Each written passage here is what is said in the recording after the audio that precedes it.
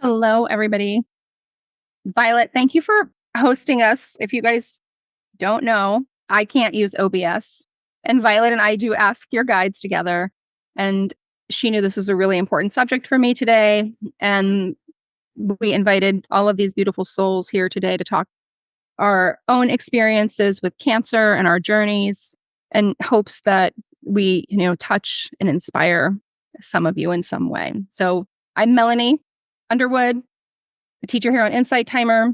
I have lung cancer, and I was really motivated to begin my meditations here on Insight Timer for Cancer after hearing a teacher talk about some misinformation around cancer and how people get it and how it's cured or fixed.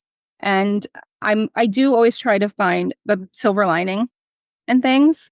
And I thought, okay, well, that person's got this voice. I want my voice to be heard. That's, reality of someone who is experiencing it. So I'm going to open this up.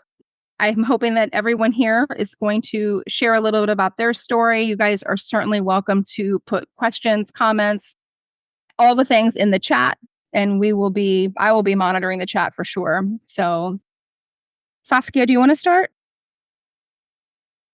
I can. Thank you, Melanie, and Violet for organizing this. A little bit about me. I am Saskia Lightstar. I'm also a teacher on Insight Timer.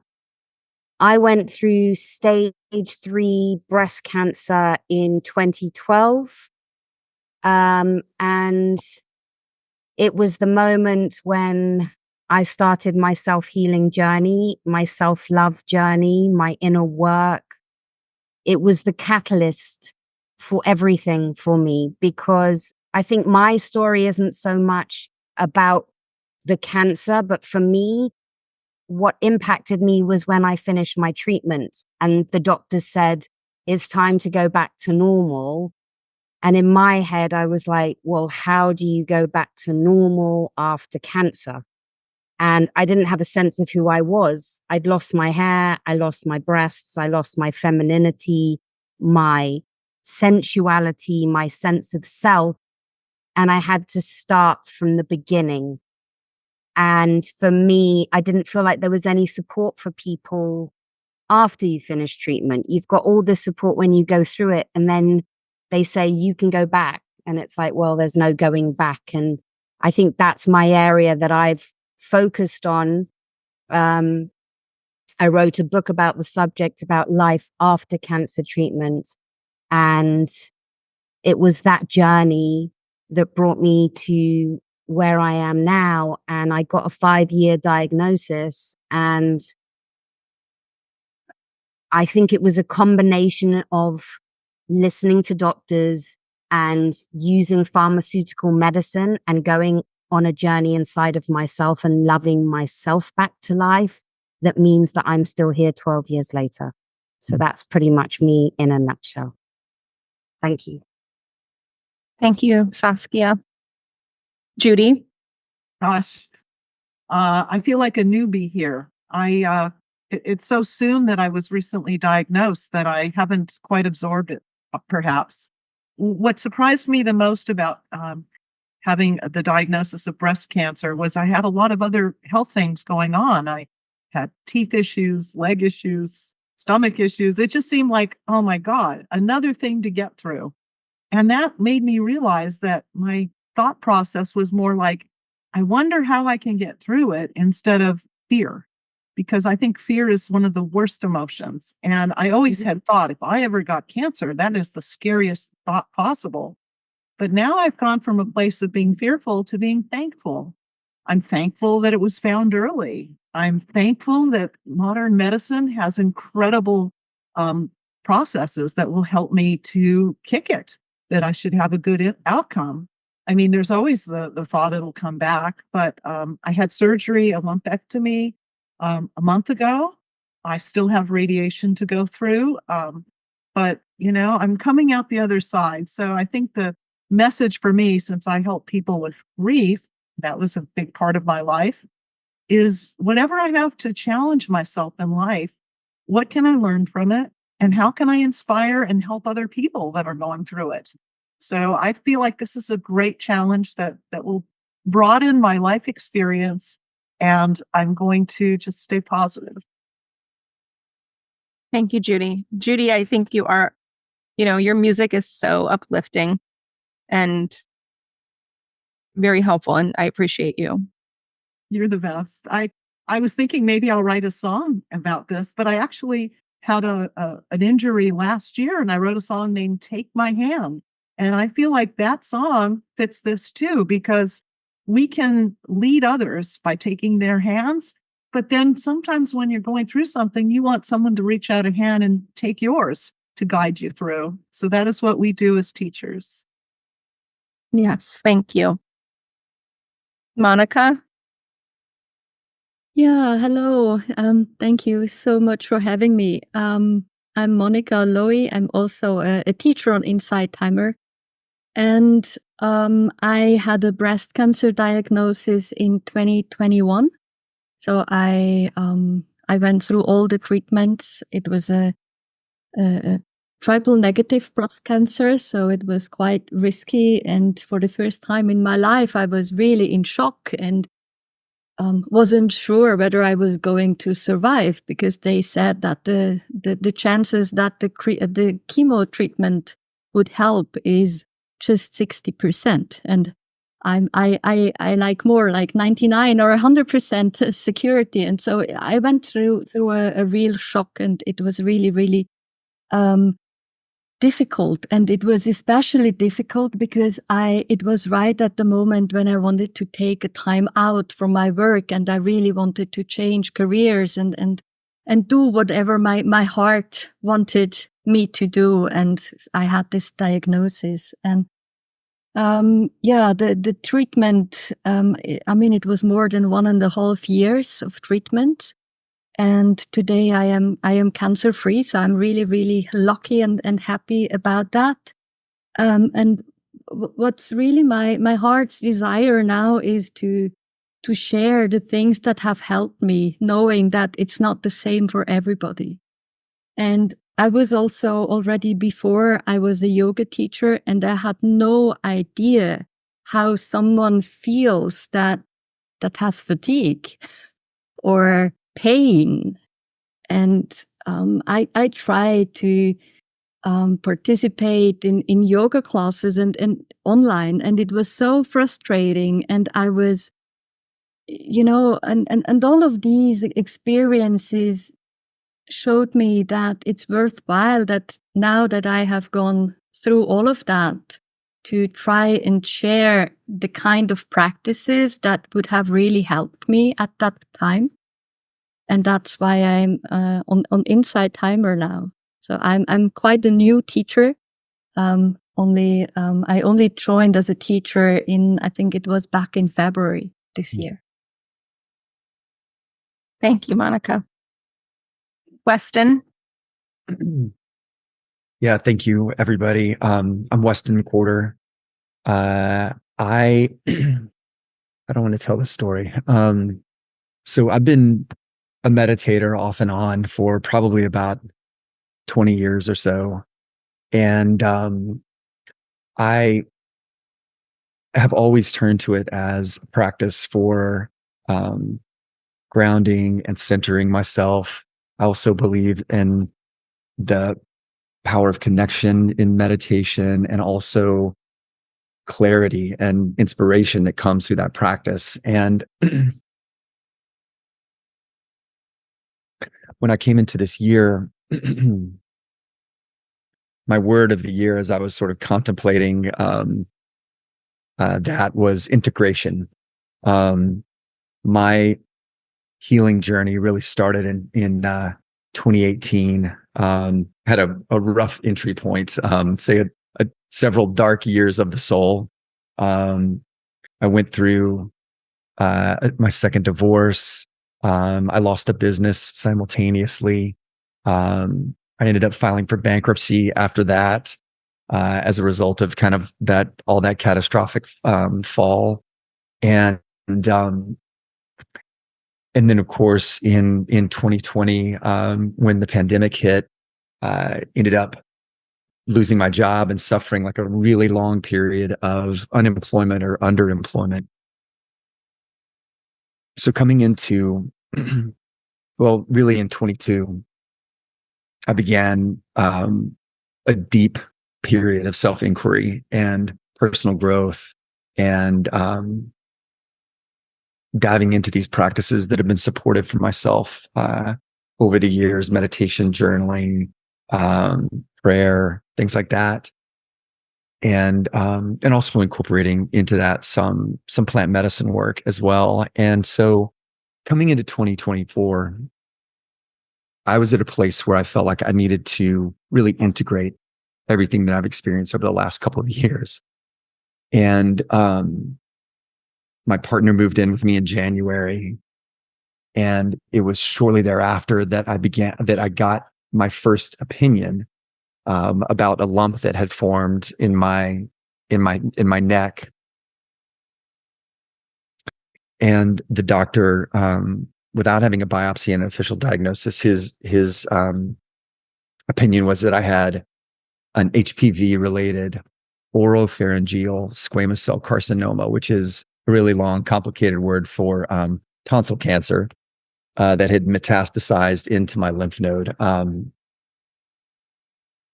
didn't have insurance at the time, and for those of you that live in North America, and maybe other places around the world, but certainly I just am familiar with the American healthcare system a little bit. If you don't have insurance, cancer is an incredibly, like, astronomically expensive proposition to have to deal with. And when I got this opinion in April, I had no idea how I was going to cope with it, right? And all I could do was trust, be present, and just be patient with like whatever was gonna, whatever the universe had for me. And so about a month later, I got a letter in the mail from the state of Maryland that said I was eligible to opt into a insurance program that would allow me to get into treatment.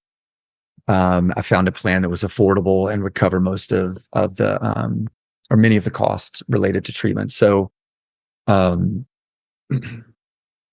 ended up beginning to take the steps necessary to get a diagnosis, which for those of you that have cancer or have had cancer, it's very important to have.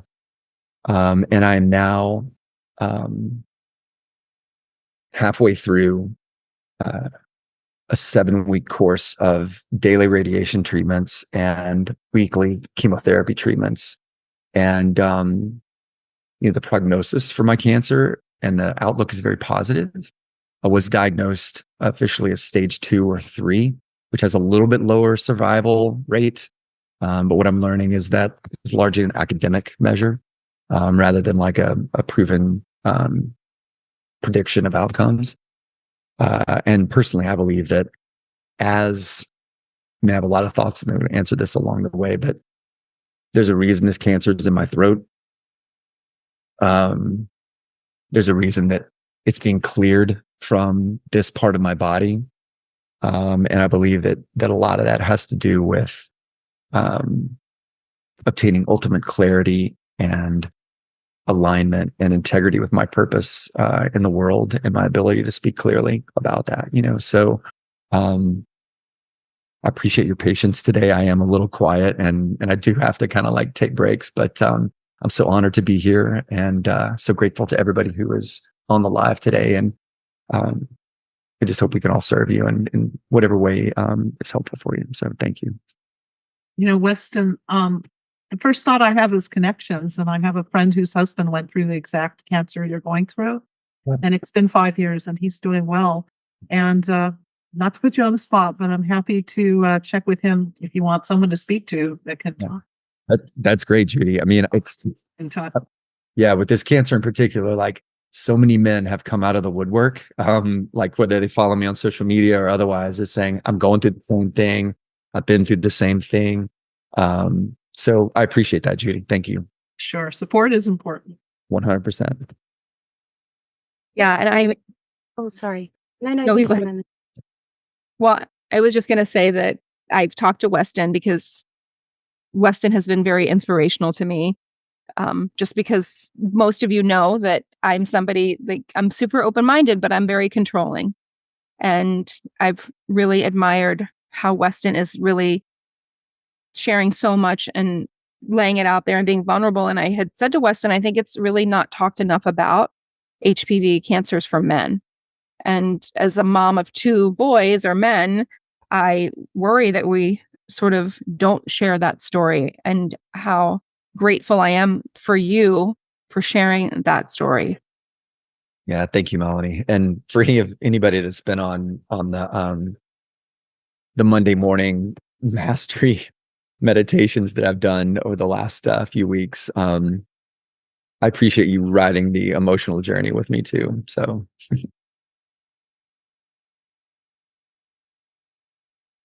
Saskia, were you going to speak? Yeah.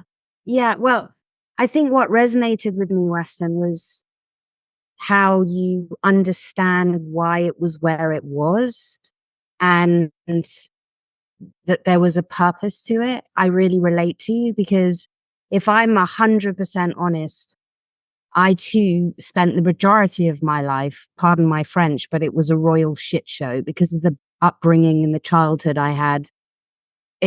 It was just a big, messy mess, my life.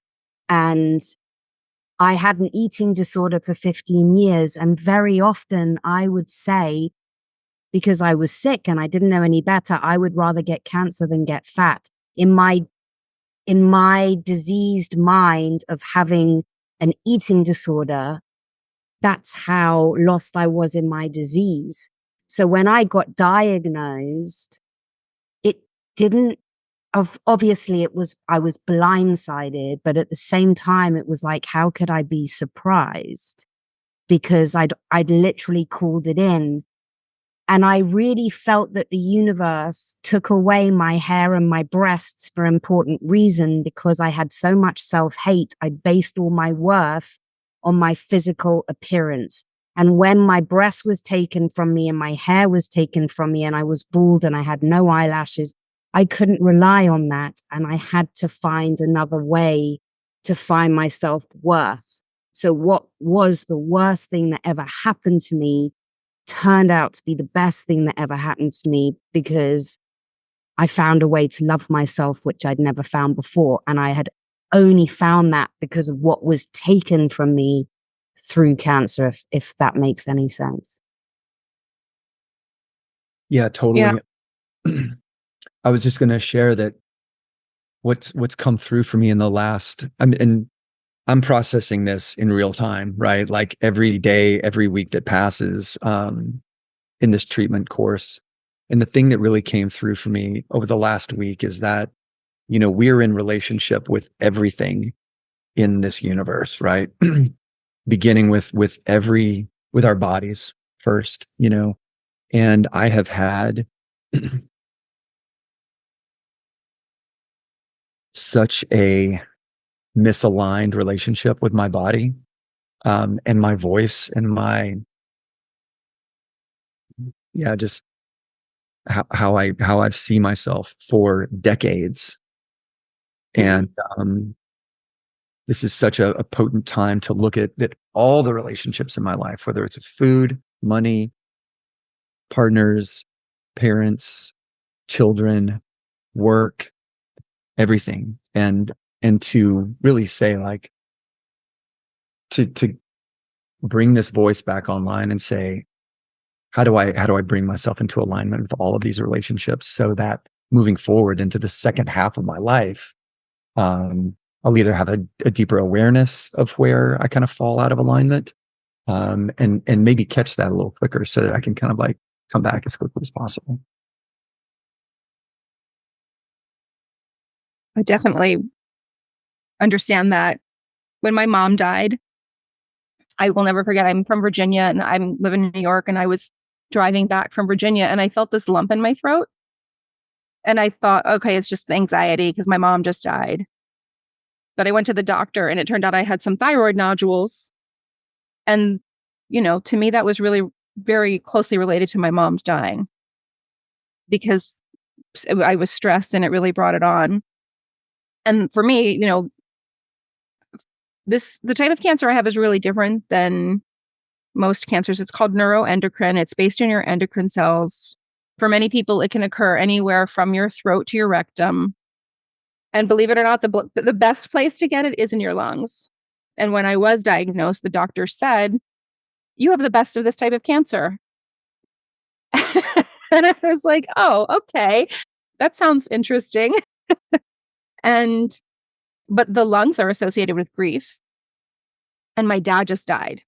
And had the doctors not told me that I probably had this cancer for 20 years because I have an extremely slow growing cancer, they said probably 15, I would have swore that it came from my dad's death, which was in October, because I felt so much grief. And I still, to be honest, I still feel so much grief about my dad and about my own cancer. And that's, for me, why I always try to turn things around, because I don't want to live in a space where this is how I feel all the time. I want to live in a space that I can uplift others and that I be around people that are uplifting.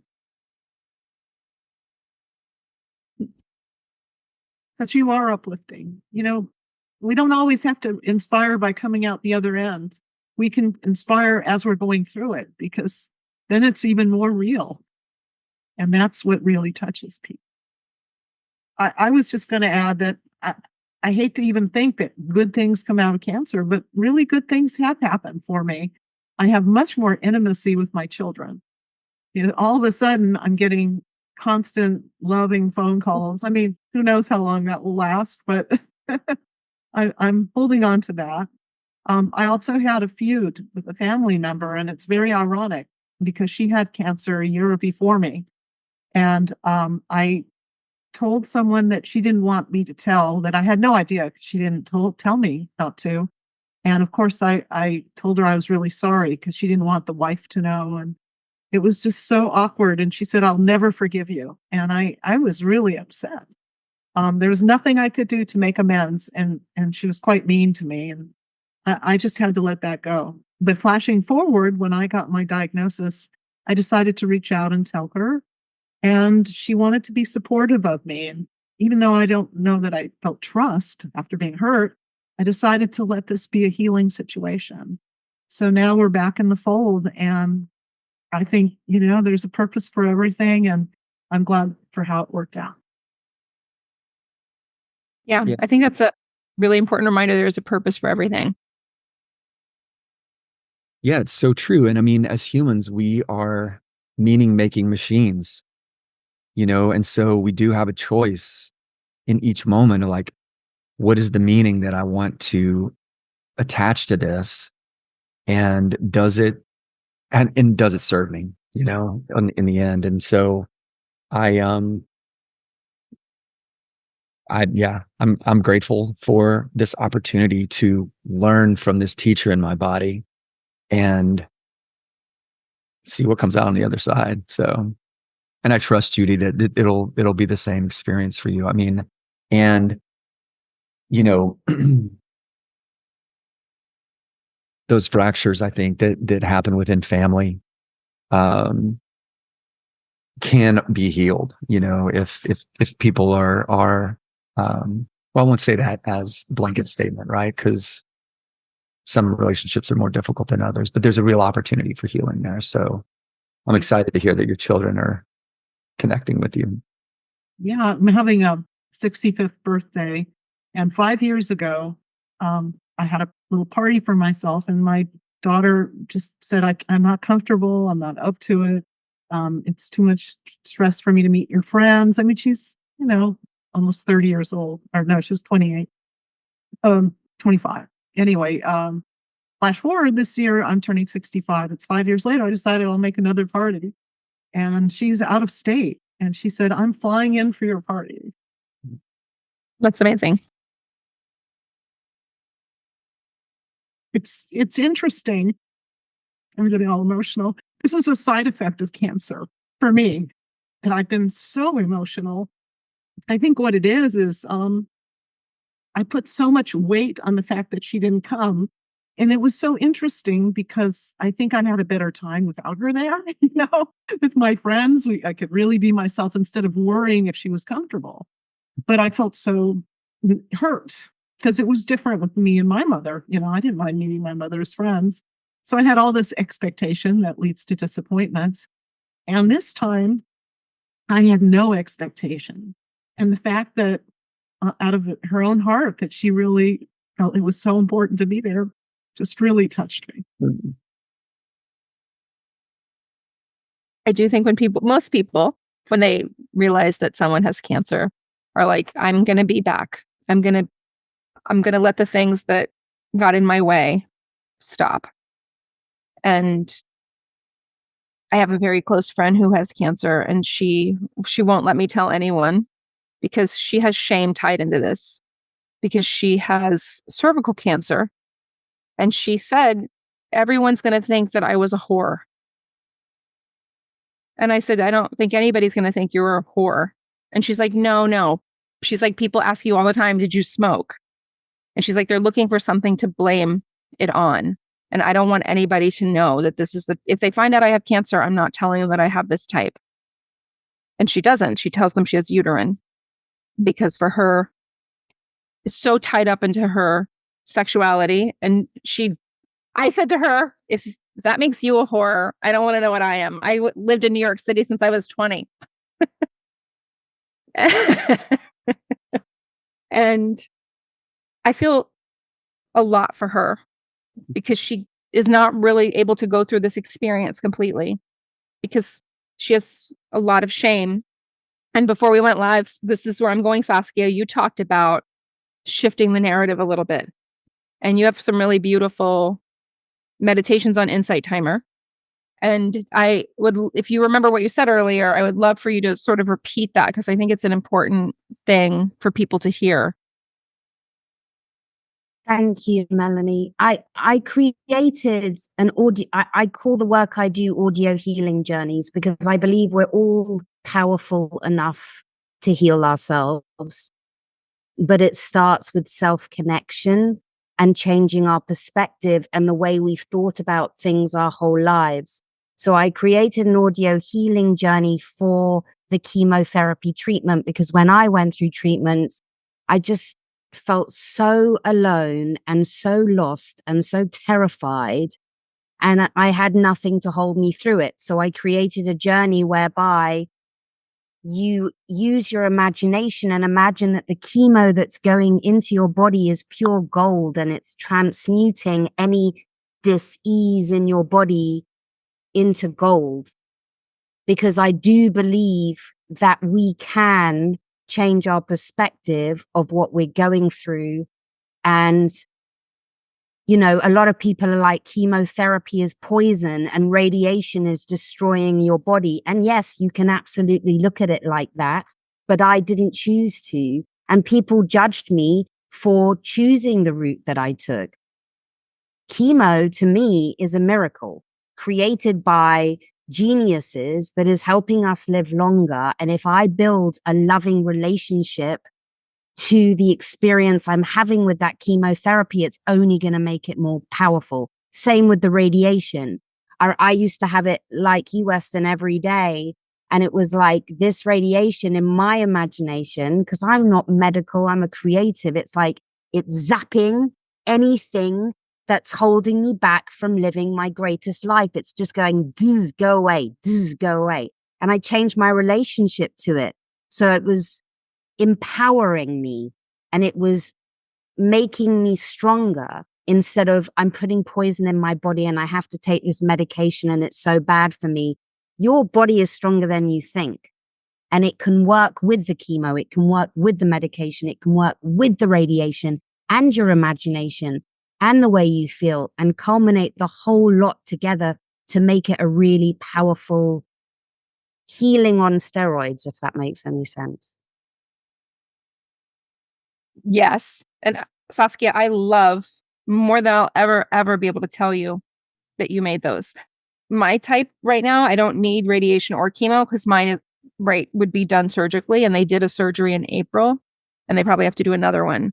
But even in my own healing, I think about, and I talk about one of Weston's meditations about a golden bag, and I just visualize light coming into my body and breaking up cancer like you were doing with the radiation. And I do think it's about perspective, because that's part of why I wanted to be here.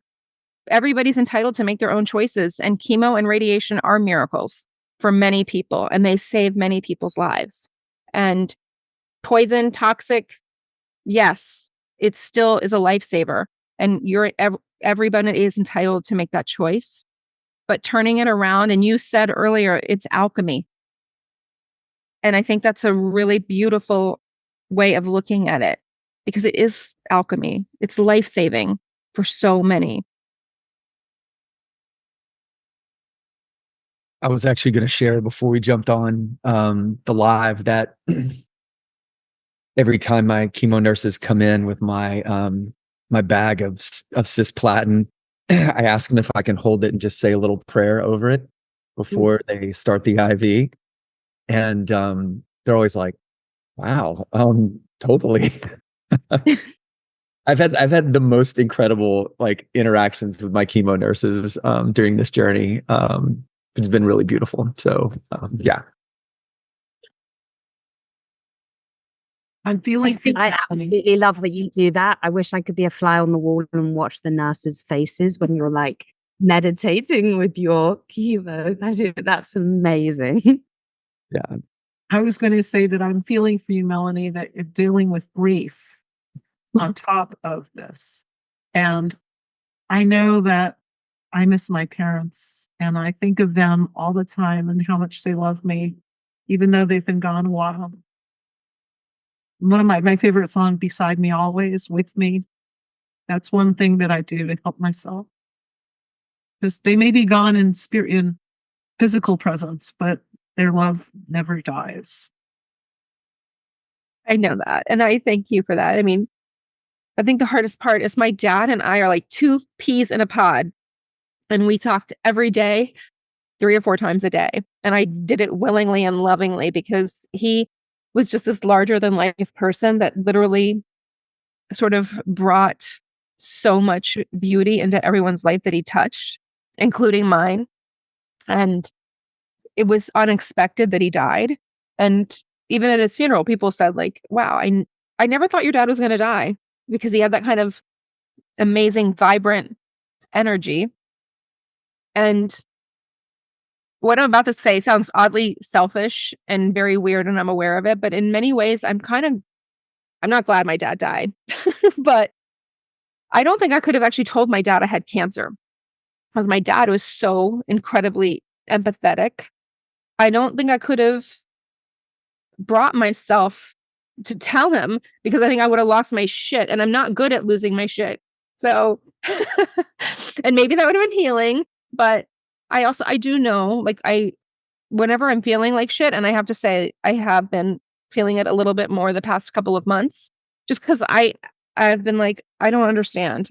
I don't understand lung cancer. I don't understand why I have lung cancer.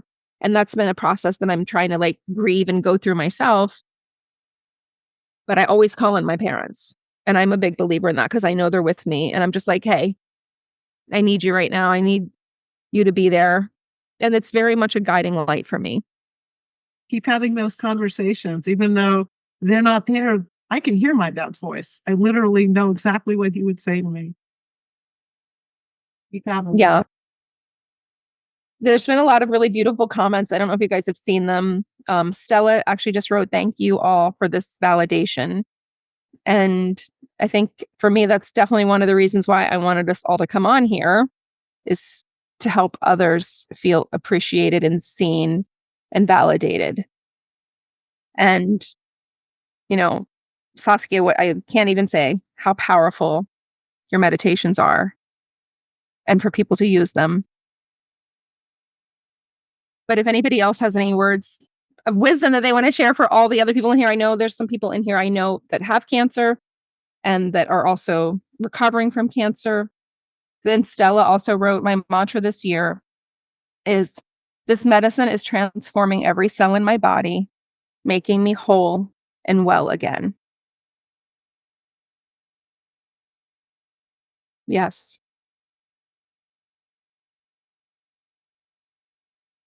That is a beautiful affirmation.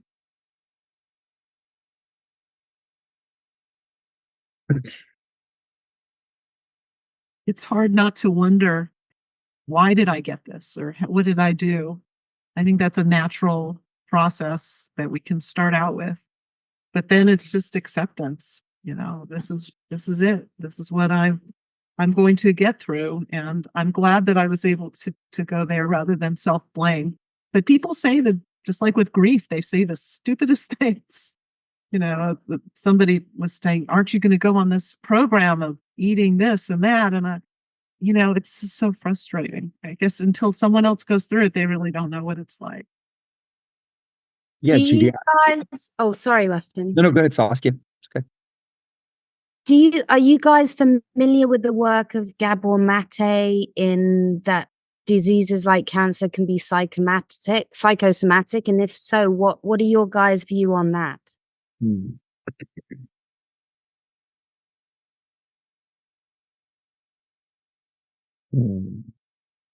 So this is where I think that discernment comes into play, right? Like I love Gabor Mate. His work is incredible. Bessel van der Kolk also, Body Keeps the Score. Like all of that work is incredible, right? And with cancer, what I'm finding is that, not only is every diagnosis different, but how our bodies hold that cancer is different. Even with my own, how the tumors are set up, the treatment options that are available is different. And when we receive these inputs from outside, right? It could be family members, it could be friends, it could be stuff you read on the internet. You really have to begin to feel into like what's true for you, right? In your specific case, right? So I guess this is going to sound weird maybe when I say it, but I have basically the male version of cervical cancer, right? So my cancer is, I got from a sexually transmitted infection at some point in my life. It's a virus, right? I was going to say it's not a lifestyle related cancer, but it certainly is, right? But it's not due to parasites. It's not due to my diet. It's not due to anything like that I might necessarily need to change or look at. So coming to the psychosomatic piece, Saskia, I think that, and the shame and the grief and all of this like tied up into one, I've held a lot of shame around my sexual self for decades. That was planted in me from my relationship with my father. It's planted in me with a relationship with my grandmother. And I grew up in the Southern Baptist Church down in the South. And so that's the whole ride, if you know anything about that branch of Christianity. And I was not really allowed to speak my truth for forever, really. Like, and when I would try to do that, it would be pushed down and kind of like shamed, and you can't do that. That's not the way to live, and et cetera, et cetera. And so you ought to be ashamed of yourself. So I just got quiet. So I think circling back to answer that question is that I think it's a combination of things, right? It is psychosomatic in the sense that like, I didn't have the power, I didn't have the tools, the vocabulary to release that from my body, to allow that energy to come out. And it's also a very physical, like 3D disease in my body that I have to clear out. So it's really two things, I think. I hope that makes sense. Perfectly. Well, I think for me, that's honestly what pisses me off, when people say things to people who are whether chronic illness, people say my husband has a chronic illness that's undiagnosed since 2017. And people are like, are you sure he's sick? And I'm like, yeah, I'm pretty sure. I live with him. I see him suffer every day. So yes. And I think there's just this mentality. And I think, Judy, maybe you were saying this earlier, Monika, people I think really should think before they speak. And it's lacking. And one of the things that I've been working on are tools for people who don't have cancer or chronic illness, and they aren't sure what to say. You know, my husband, who does have chronic illness, the other day I was crying and I said, I'm really upset. I'm really upset about my dad, and I'm upset. I've always been super healthy. I'm like on top of the world all the time. And I feel like this is just sort of like knocked me off a little bit. And my husband said, I don't know what to say. And I was like, I know, you and everybody else, because people don't know what to say. And I always want people to feel like it is okay to say, I don't know what to say. It's also okay to say, I'm here. I will listen to you. How can I help you? All the things. It's also to say, I'm scared and I really don't know how to respond to this, because I think it's better to be thoughtful in the way that you're speaking to someone, as opposed to like, what did you do to get this? You know, did you smoke? You know, all the things. So yes, Violet wrote, I'm here. I will listen. I don't know how to help, but I'm here. Yeah. And I just think those are words that I think I need to give people as tools, because I think people are lacking tools who don't have these things, but are around people that do.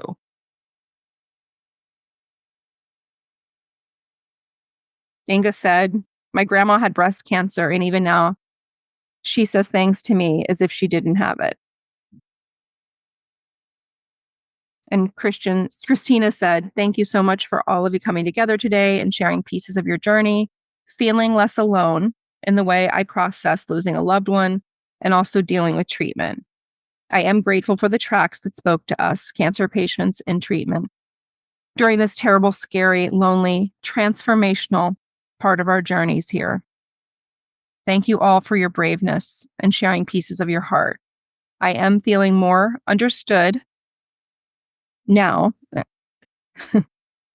And so much of what you all are sharing on the panel is resonating with me. Love and light to all of you.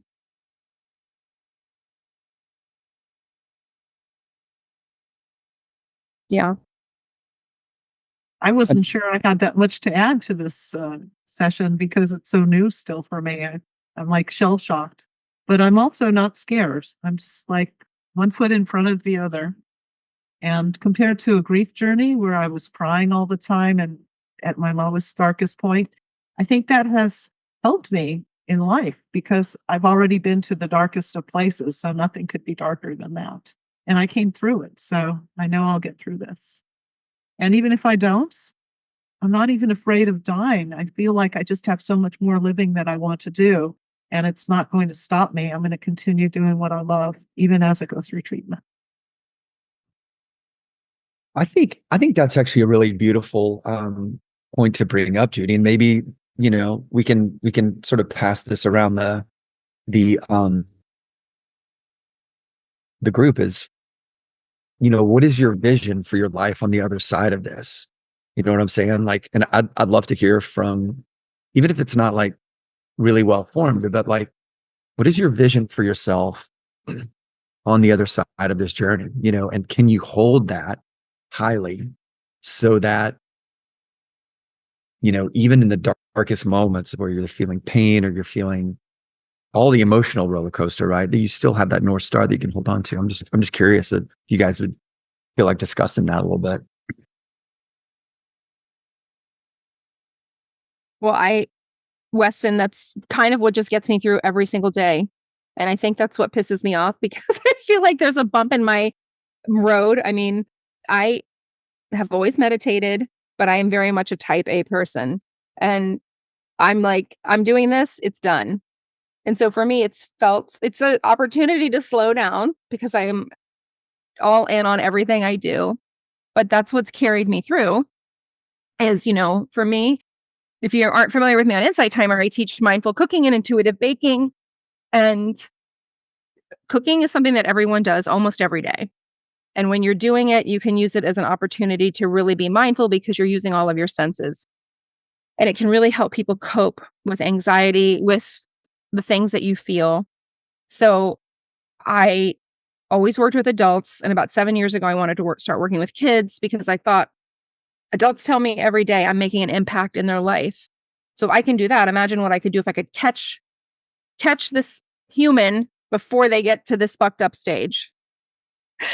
And so I started working with kids, and I feel like that's what's holding me on, is knowing that I have so much more to do and that I have so many more people to reach and allow space for them. Because when I've had a class today and kids, they're like, it's so calm here. I love it because it's calm, and I don't have calm anywhere in my world, and last week a kid said something and I said, I'm teaching you cooking because that's what I know how to do. I've been teaching cooking for 28 years, but I'm actually teaching you compassion and kindness and creativity and confidence. So the cooking is secondary for me, although it might seem first for you.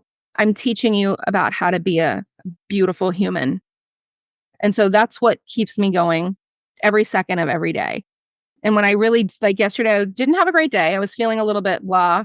And as soon as I start teaching, I feel so much better because I'm like, this is all I'm meant to do. And people used to always say to me, what do you want to do after you've taught? And I'm like, well, this is what I'm doing. I am doing it. So that's just, I'm sure you can tell I feel so much more lit up when I talk about it because it is what keeps me going. I totally relate. In fact, it's passion. It's passion and loving what you do. And my whole thing is I'm just going to keep going. I think about one of my songs, Weston, when you said North Star. One of my favorites is called My Shining Star. And it's actually, again, that same feeling that there's a lyric line in there where my son, or it could be anyone that I love, says, I whisper in your ear to heal. In my heart, you will stay. I'll hold on to our dream forever. The stars above remind me of our love each and every day, wherever you are. You're my shining star. So that shining star is always there for me to hold on to. And that's why I keep doing what I love, because I don't understand it. I don't understand these songs that came to me to help me heal in the past that continue to help me in the present. Yeah, I do, Judy, though, because I always feel that I heal people through food and you're healing people through music. Just giving yourself through food too. I had to interject that. I'm sorry. I love what you do too. Weston, when you asked about a North Star, I think for me, it wasn't about a destination or reaching the other side. What became my new way of life was, how can I love myself more every day? Because I had a lifetime to make up for. I hadn't been kind to myself. I hadn't honored myself. I hadn't respected myself. I hadn't listened to myself or trusted myself or done any of these things. Nobody had taught me how. I'd come from a dysfunctional family.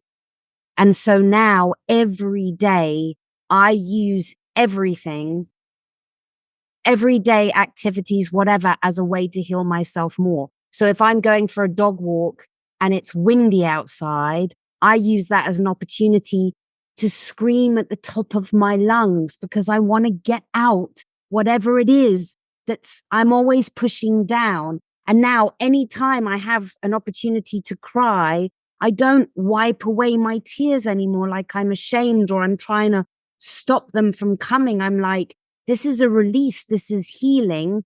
So I'm going to watch something just to make myself enjoy the deliciousness of releasing and sobbing. Everything can be healing. It's just how we interpret it. Everything you can do as a way to love yourself more, a simple shower or a bath. If you're going through cancer, take the soap, wash your body with love and say, I am washing away any negativity, any disease, anything that is keeping me sick. I'll use anything. And that, by doing that every day, I ended up falling in love with myself. And by doing that, I think I ended up healing myself, because I believe everything is about how we feel about us. And nobody ever taught us how to love ourselves. And so I think that should be everybody's North Star. It should be in your heart, and you should be finding ways to make it shine brighter every day of your existence. You are so profound, Saskia. Yes. Boom. Love it. Boom. Drop the mic. Telling you, like, wow. That's exactly it. Oosh. Wow. I'm going to say this because my parents actually taught me that if you're a parent in here, it's an amazing thing to teach your kids. You know, my mom literally said, like, I did love myself. I always have, and I have a lot of confidence, but I know that people haven't had that same experience. So if you're a parent, it's such an amazing opportunity sometimes to step out of that parenting situation that we all get into and remember that these are little tiny humans, that we're here to just help. And what Saskia is learning and learned through all of this, we can help our own kids by doing that. And I'm a huge proponent of showering and washing my shit off for the day. And I love that you had wonderful parents, Melanie, and that you have them, you know, to miss wonderful parents. My mother is alive, but I have no contact because she's a narcissist, and I didn't get that. So I had to teach it to myself. And I think the way you described your dad sounds to me, and I've only just met you, but it sounded like you are your father's daughter because you shine as bright as he does. Thank you. There's no doubt I'm my dad's daughter. Thank you. Yes. And I'm always grateful that I had my parents, because I have to say it's actually very, very rare that I meet people who, when I meet people, they usually say, oh, I didn't have that experience. And my mother was 10 years older than my dad. My mother made more money than my dad. My mother was an engineer. My dad was an entrepreneur. So they had a very unusual dynamic. And I think because they were obviously very open people, they just had a totally different way of living and thinking. And I was the youngest of 6 girls. So I think by then they'd figured it out.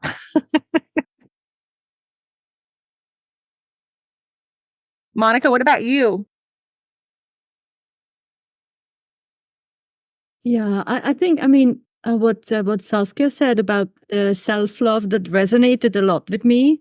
Definitely, I have really learned to love and accept myself, and also show up and show myself vulnerable, because before I always was also the tough lady that had everything under control and rarely cried, and I mean never in front of other people, and now I can definitely do that. And I have also decided to, even during the time of diagnosis and treatment and everything,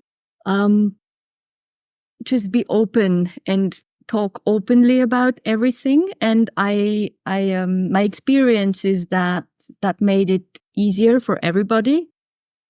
Yeah, probably people that were overwhelmed, maybe they they didn't talk to me. But I think that was really the way to do for me, and to share openly. And now, and already during this time, it's to do things for and not against. I think that's my northern star. Whenever I catch myself that I do something to avoid or against something, I try to change it and do it for something.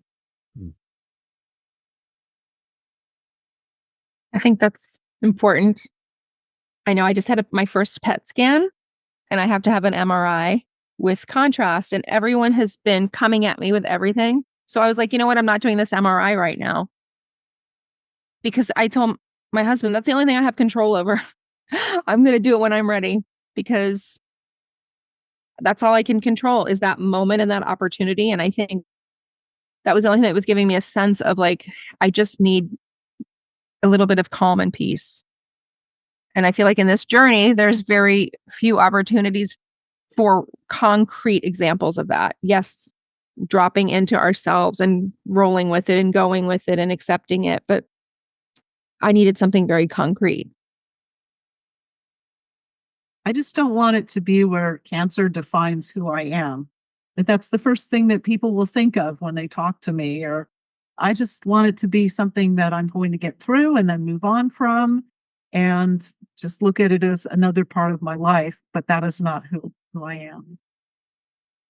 That's why I don't like the term cancer survivor, because I changed it. I came up with my new concept and I called myself a cancer misfit, because it's like, I'm not normal anymore. I don't fit into the box of, somebody who's never had cancer, but I'm also not in this perpetual state of surviving.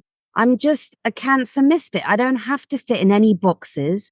I don't have to look a particular way. I can now actually, I've got cancer. I get to do the beep, whatever I want and be whoever I want, you know? I love that. I love that. I'm going to use that. That's going in my next newsletter, and I'll give you credit. But that is amazing. Hashtag cancer misfit. That's what I put in the chat. We need to start using it. Yeah, I agree. It's time. Also, one thing that helped me on my journey, which is going to sound really morbid, but was the most powerful thing, was when I got diagnosed with cancer, I wrote an obituary, wait for it though, for the old me that I wasn't anymore. I said goodbye to, I was a superficial party girl when I got diagnosed. All I cared about was the latest club and, who I was hanging out with and my high heels and all this superficial stuff. And when I got diagnosed, I wrote an obituary saying, we had so much fun and it was amazing, but I'm letting her go now because I'm stepping into a new version of myself. And it gives you an opportunity to start over. And how many people get a second chance at being themselves? When you face cancer, it's like it almost erases a part of yourself. So you kind of, does anybody relate to that at all? I do. So can I share a little bit about how I've kind of framed this experience for myself? So my treatment window began on the Virgo new moon a few weeks ago, and it culminates on the full Hunter's moon in October. So it's bookended by these really interesting lunar setups where, I'm able to sort of cast a vision for how I want these 7 weeks to look, and then to emerge on the 17th of October, this full moon energy. So that's one thing. But I'm also realizing that there's this 35 days of treatment. So each day I have decided to revisit myself at that age that I was. So Friday was day 21. So I was reflecting on my 21-year-old self. And part of the process is asking myself, what do I need to accept about myself at that age? Is there anything I need to forgive myself for at that age? And then, bringing it back to the throat and the voice is what do I need? What did I need to express that I did not at that time? So that's a little bit of a mental practice for me every day. And when I was 35, that's when I found out that I was going to be a father to my son.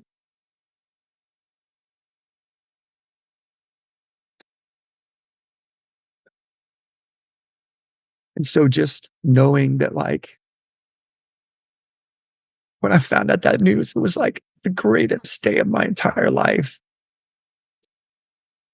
And he has become such a incredible, he's 16 now, and he's become such an incredible teacher and friend and like joy to parent and love. And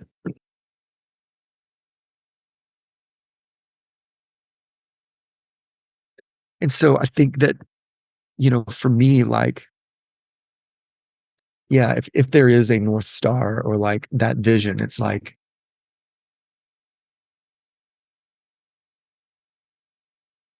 I want to be love, right? Through this whole thing. I want to emerge on the other side as like the embodiment of love and compassion for myself and empathy for myself, so that I can radiate that out to the world, into all of my relationships in the world.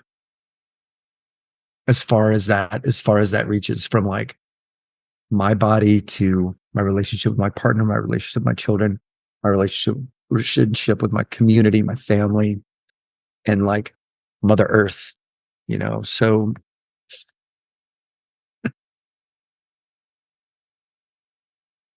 I'm excited to continue to traverse, and especially like the weeks or the ages that I'm traversing right now was kind of that, wild fight for your right to party kind of age that, quite frankly, might have been the time when, at least this virus entered into my body and just kind of hung out for however long it did. So there's a lot to look at in this time frame in particular of like, when I was being so violent to myself and I just didn't give a fuck, like, but I did not, I thought I did. But yeah, just loving that person and forgiving that person and allowing them to be seen is part of the process here for me. So, Weston, your son is your North Star. that's right. My daughter too. I don't want to miss her, but mostly my boy too. Yeah, but my daughter for sure. Yeah.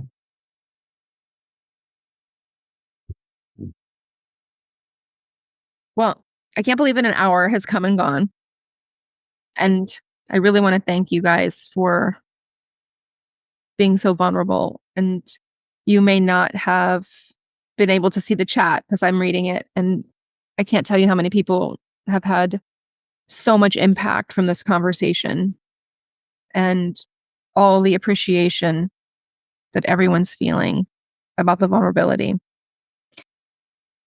So thank you. Thank you for sharing. And is there anything that I always like to wrap up asking, how can people support you? And that can look like anything at all. So, except don't talk about things outside of IT.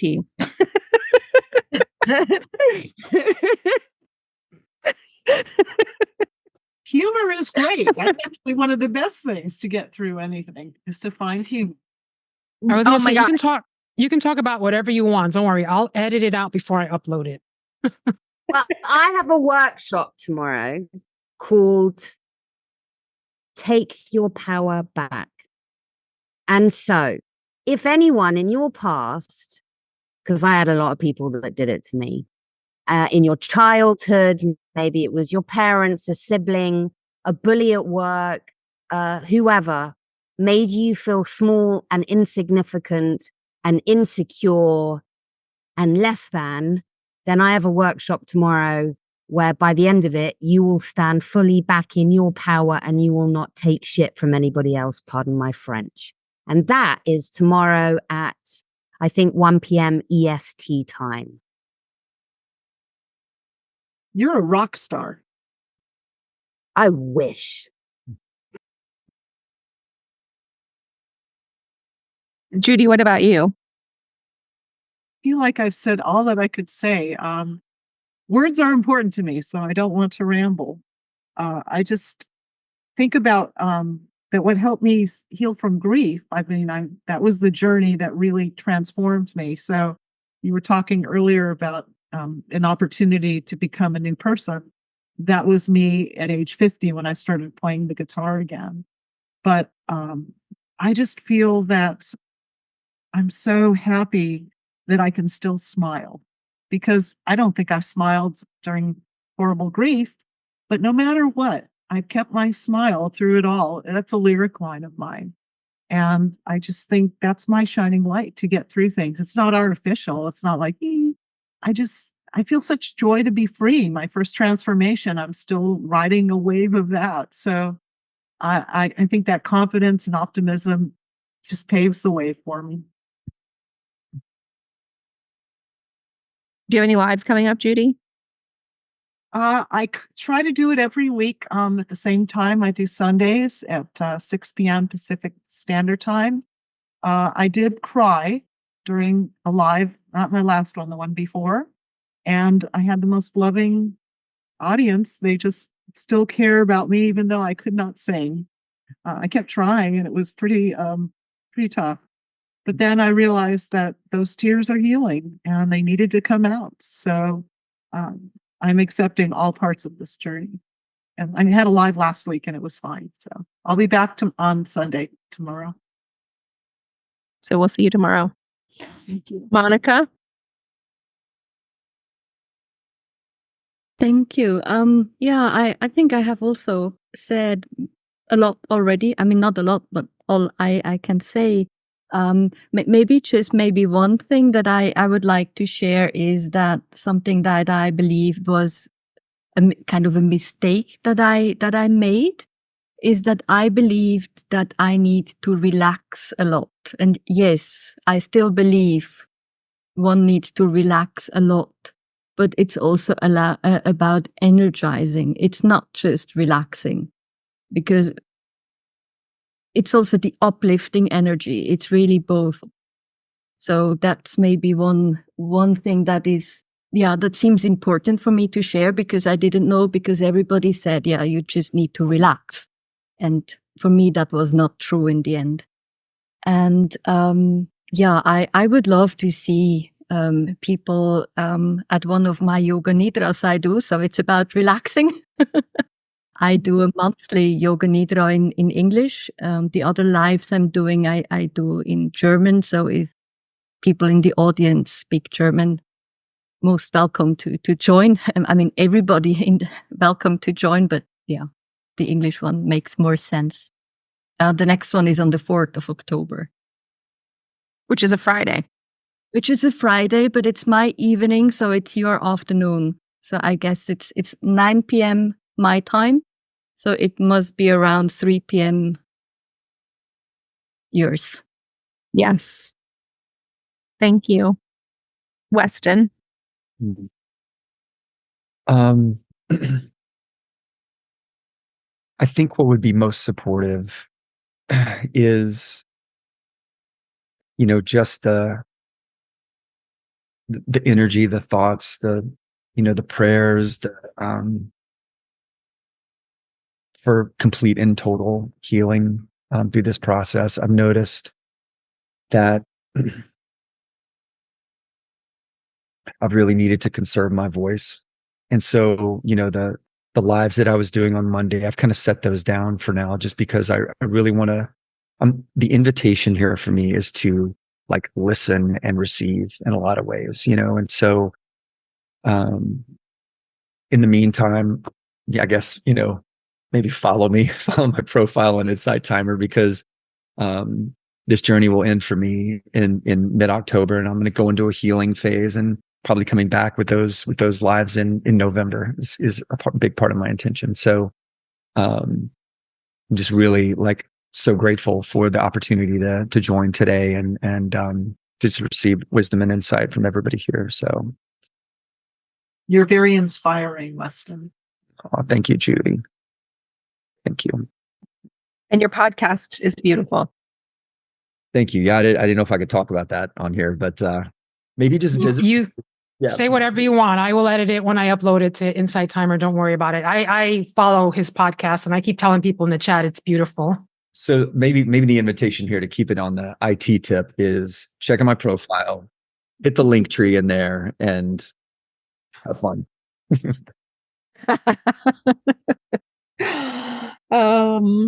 Yes. And so, Monika, what you said resonates with me a lot, because when I started teaching mindfulness, my friend was like, how is that going to go? You have like more energy than everybody in a room. And I was like, it's a different type of mindfulness. It's mindful cooking, and I can be energetic. And I think that's important too, because one thing that I never want for anyone is that you get trapped in a box and that you're just told, hey, you're a mindfulness teacher, so therefore you need to be calm or you need to be relaxed. So anybody that's here that's ever been to one of my lives knows that they are very uplifting. And I have a live tomorrow morning at 9 where I'm doing intuitive baking and I'm making a pumpkin cheesecake from my book. So I hope that you guys can come. Yes. Carly from A Smile from Heaven said, high energy mindfulness is effective for us neurospicy peeps. Yes. And I always want to send everyone a lot of love and support, everyone on this panel and everyone that's in the group. And I know that Weston is from Maryland and I'm from Virginia originally. And I just also want to send a love to the people in North Carolina right now. If anybody here is being affected by that, I don't know if everybody knows, but there's been a lot of devastation from the hurricane, catastrophic. And I have a friend there who she told me that all the towns have been literally wiped out.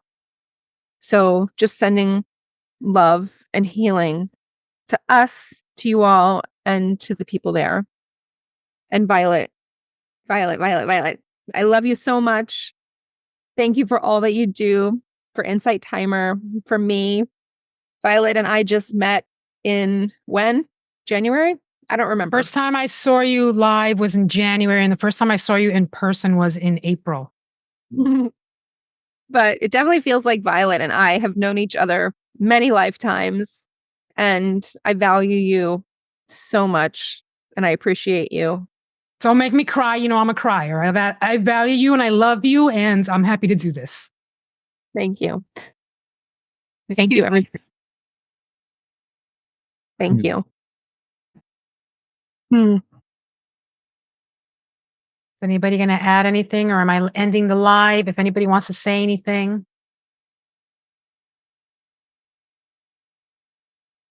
All right, we're going to say goodbye. And as I said, check out these teachers. Their links are in my teacher's profile.